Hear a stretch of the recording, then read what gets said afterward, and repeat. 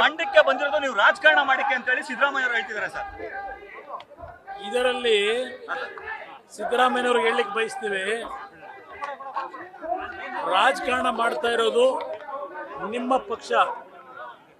ಇವತ್ತು 2 ನಿಮಿಷದಲ್ಲಿ ಬಗೆಹರಿಸ್ತಕ್ಕಂಥ ವಿಷಯ ಇಷ್ಟೊಂದು ದೊಡ್ಡ ಮಟ್ಟಿಗೆ ತೆಗೆದುಕೊಂಡು ಹೋಗಿರ್ತಕ್ಕಂಥದ್ದು ನಿಮ್ಮ ಪಕ್ಷದ ನಾಯಕರುಗಳು. ಇದರಿಂದ ರಾಜಕೀಯ ಮಾಡಿ ರಾಜಕೀಯದಲ್ಲಿ ನಾವೇನೋ ಲಾಭ ಪಡಿಬೇಕಾಗಿಲ್ಲ. ಅಮಾಯಕರ ಮೇಲೆ ನೆನ್ನೆ ದೌರ್ಜನ್ಯ ನಡೆಸಿ ಇವತ್ತು ಅವರನ್ನ 5 ನಿಮಿಷದಲ್ಲಿ ಕೂತು ನಿಮ್ಮ ಜಿಲ್ಲಾಧಿಕಾರಿ ಸರಿಪಡಿಸ್ಲಿಕ್ಕೆ ಅವಕಾಶಗಳೇನಿತ್ತು ಅದನ್ನ ಮಾಡಿದೆ. ನನ್ನೇ ದಿನ 5 ಬಾರಿ ನಿಮ್ಮ ಜಿಲ್ಲಾಧಿಕಾರಿಗೆ ಸಿದ್ದರಾಮಯ್ಯನವರೇ ನಾನೇ ಮಾತನಾಡಿದ್ದೇನೆ. ನಿನ್ನೆ ನಾನು ಇಲ್ಲಿ ಬರಲಿಲ್ಲ. ಇಲ್ಲಿ ನಿನ್ನೆ ಇದೊಂದು ವಿಷಯಗಳನ್ನ ಟಿವಿಗಳಲ್ಲಿ ಗಮನಿಸಿದ ನಂತರ ನಾನೆಲ್ಲ ನಿನ್ನೆ ದಿನ ನಿಮ್ಮ ಪೊಲೀಸ್ ಇಲಾಖೆ ನಿಮ್ಮ ಅಧಿಕಾರಿಗಳು ಪ್ರಚೋದನೆ ಕೊಟ್ಟಿರೋರು ಅವರು. ನಿಮ್ಗೇನಾದ್ರೂ ಅಲ್ಪ ಸ್ವಲ್ಪ ಆಳ್ತ ಅನುಭವ ಇದೆ ಅಂತೀರಿ, 14 ಬಜೆಟ್ ಕೊಟ್ಟವನಂತೀರಿ, ಮುಖ್ಯಮಂತ್ರಿ ಒಂದು ಕುರುಬ ಸಮಾಜದವನು ಅಂತ ಹೇಳ್ತೀರಿ. ನಿಮ್ಗೇನಾದ್ರೂ ಕನಿಷ್ಠ ಆಳ್ತ ಪ್ರಜ್ಞೆ ಇದ್ರೆ ನಿನ್ನೆ ನಡೆದಿರ್ತಕ್ಕಂಥ ಈ ಒಂದು ಸರ್ಕಾರದ ತಪ್ಪುಗಳೇನಿದೆ ಅದನ್ನ ಸರಿಪಡಿಸ್ಕೊಳ್ಳದೆ ಮತ್ತೆ ಉದ್ದಟತನದಲ್ಲಿ ರಾಜಕೀಯ ಮಾಡ್ತಾ ಇದ್ದಾರೆ ಅಂತಕ್ಕಂಥ ನಿಮ್ಮ ನಡವಳಿಕೆ ಇದೆಯಲ್ಲ, ಇದನ್ನ ಸರಿಪಡಿಸ್ಕೊಳ್ಳಿ ನೀವು. ಲೋಕಸಭೆಯನ್ನ ಟಾರ್ಗೆಟ್ ಇಟ್ಕೊಂಡು ಜೆಡಿಎಸ್ ಹಾಗೂ ಬಿಜೆಪಿ ಅವರು ನಾವಲ್ಲ ಲೋಕಸಭೆ ಇಟ್ಕೊಂಡು ಟಾರ್ಗೆಟ್ ಮಾಡಿದ್ದು. ನಿನ್ನೆ ನಡೆಸಿದ್ರಲ್ಲ ಶೋಷಿತ ವರ್ಗಗಳ ಸಮಾವೇಶ,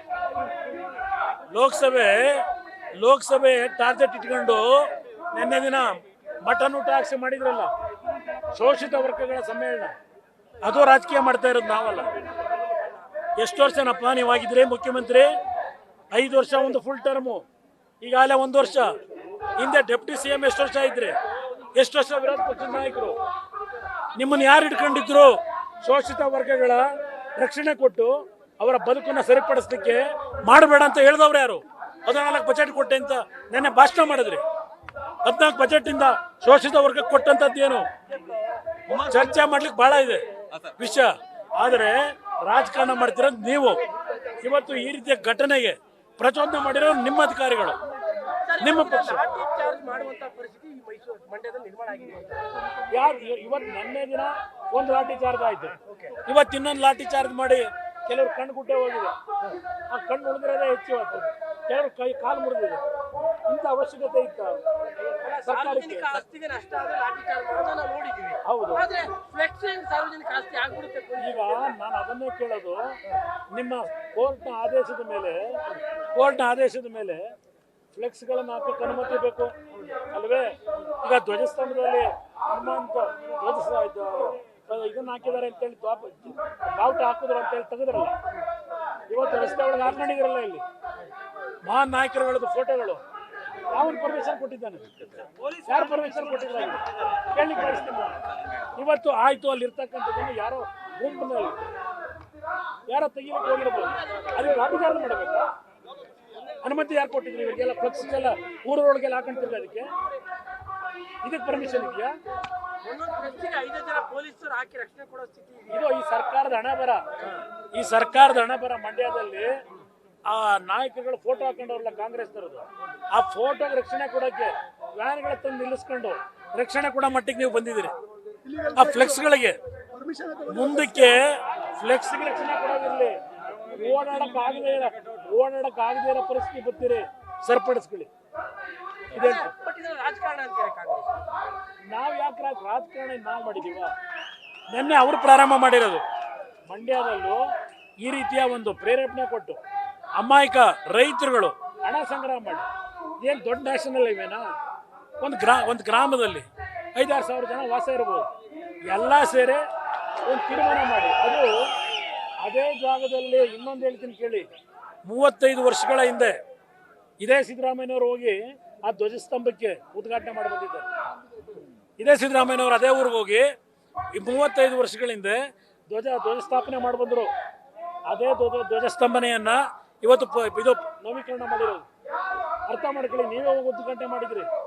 ಆ ಊರನ್ನ ರೈತ ಬಾಂಧವರು, ಆ ಊರಿನ ನಾಗರಿಕರು ಅವರು ಯಾವೊಂದು ಭಾವನೆ ಇಟ್ಕೊಂಡಿದ್ದಾರೆ, ಆ ಭಾವನೆಯ ಆಧಾರದ ಮೇಲೆ ಊರಿನಲ್ಲಿ ತೀರ್ಮಾನ ತೆಗೆದುಕೊಂಡಂಥದ್ದೇನಿದೆ ಅದನ್ನ ಇವತ್ತು ನೀವು ಯಾವುದೋ ಬೇರೆ ಬೇರೆ ಕ್ಷುಲ್ಲಕ ಕಾರಣಗಳಿಗೆ ಈ ವಾತಾವರಣ ನಿರ್ಮಾಣ ಮಾಡಿ ಅಂತ ನಾವು ಹೇಳಿದ್ವಿ. ಟಾರ್ಗೆಟ್ ಹಿಂದುತ್ವನ ಅಥವಾ ಟಾರ್ಗೆಟ್ ಇಲ್ಲಿ ನಾನು ಟಾರ್ಗೆಟ್ ಹಿಂದುತ್ವ, ಟಾರ್ಗೆಟ್ ರಾಮಂದು ಪ್ರಶ್ನೆ ಬೇರೆ ಬೇರೆ ವಿಷಯ, ಅದು ಬೇರೆ ಕಡೆ ಮಾತಾಡೋಣ. ಕೆರಗೋಡಿನ ವಿಷಯ ಏನಿದೆ ಸಂಪೂರ್ಣ ರಾಜಕೀಯ. ಕೆಲವೊಂದು ವಿಚಾರದಲ್ಲಿ ಕೇಳ್ತಾ ಇರೋದು ಕೇಸರಿಯ ವಿಚಾರದಲ್ಲಿ ಅವ್ರಿಗೆ ಅಂದ್ರೆ ಈಗ ಕೇಸರಿನ ವಾಕೃತಿ ಅಂತ ಕಾಣ್ತಾರೆ ಅವರು ಅಂತ ಕಾಣ್ತದೆ. ರಾಮನ ಬಗ್ಗೆ ಅವ್ರಿಗೆ ಈಗಾಗಲೇ ನೋಡ್ತಾ ಇದ್ದೇನೆ. ರಾಜಕಾರಣ ಯಾರು ಮಾಡ್ತಾ ಇದ್ದಾರೆ ಇವತ್ತು? ನರೇಂದ್ರ ಮೋದಿ ಅವರು, ತಪ್ಪು ತಿಳ್ಕೋಬೇಡಿ, ನಾನಿನ್ನೂ ಮಾತಾಡಿಲ್ಲ, ವಿಧಾನಸಭೆಯಲ್ಲೇ ಮಾತಾಡ್ತೀನಿ.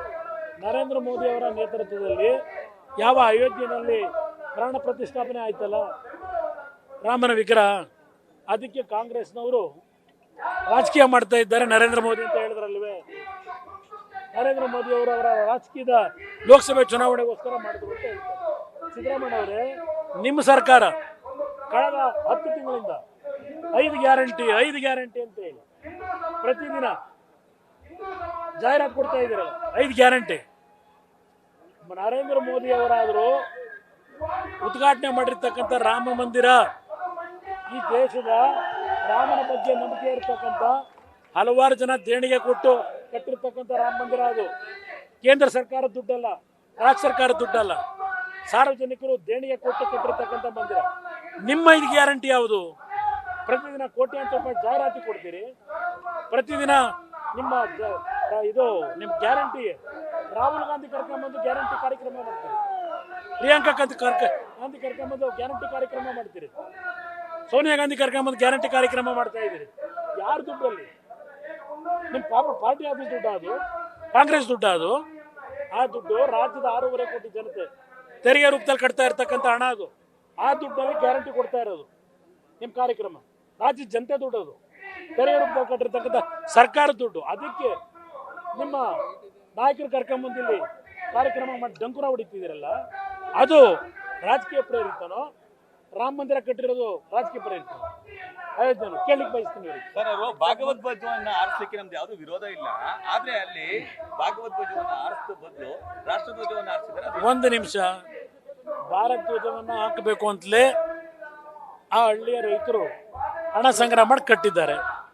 ಆ ಹಳ್ಳಿಯ ರೈತರು, ಹಳ್ಳಿಯ ಯುವಕರು 26ನೇ ತಾರೀಕು ಬೆಳಗ್ಗೆ ಅವರೇ ನಮ್ಮ ದೇಶದ ಧ್ವಜವನ್ನು, ತ್ರಿವರ್ಣ ಧ್ವಜವನ್ನು ಆರಿಸಿದ್ದಾರೆ. ನಮ್ಮ ರೈತರೇ, ಆ ಊರಿನವರು ಆರಿಸಿದ್ದಾರೆ. ಅದಷ್ಟೇ ಅಲ್ಲ, ಸಂಜೆ ಅದನ್ನು ಇಳಿಸಿದ್ದಾರೆ. ಅವ್ರು ಮಾಡಿದ್ರೆ ತಪ್ಪು ಮಾಡಿದ್ದಾರೆ, ಅದಕ್ಕೂ ಗೌರವ ಕೊಟ್ಟಿದ್ದಾರೆ ಊರಿನ ಜನ. ಅಗೌರವ ಸಲ್ಲಿಸಿರೋದು ನೀವು, ಸರಿಪಡಿಸ್ಕೋಬೇಕಾದ್ರೆ ನೀವೀಗ. ನ್ಯೂಸ್ ಫಸ್ಟ್, ನಿರ್ಭೀತಿಯಿಂದ ನಿಮ್ಮ ಪರವಾಗಿ.